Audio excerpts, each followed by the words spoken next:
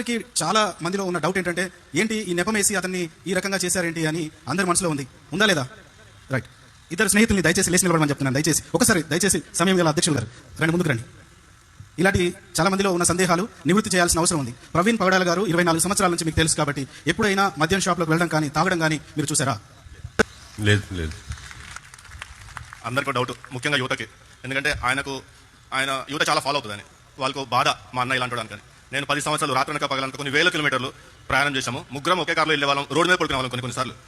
ఏ రోజు కూడా మేము ఆ వ్యక్తిని ఆ విధంగా చూడలేదు. ఆ 10 గంటల సీసీటీవీ ఫుటేజ్ మా వాడు కాదు. ఏ విధంగా చెప్తున్నా అంటే, ఒకవేళ ల్యాబొరేటరీ నుంచి ప్రవీణే అని చెప్పినా కానీ మేము నమ్మము. అది పచ్చి తాగుబోతు కూడా ఆ విధంగా అన్ని రకాలుగా తాగడండి. సస్తానికి తాగినట్టుంది అదేదో. అంత ఎంఎల్ ఇథైల్ ఆల్కహాల్ శరీరంలో వెళ్ళినాక అతను డయాబెటిక్. చాలా మందికి తెలియదు అతను డయాబెటిక్ అని. మనిషి బతకడు అంత తాగితే. అన్ని గంటల ప్రయాణం కూడా చేయలేడు. కాబట్టి కృపతో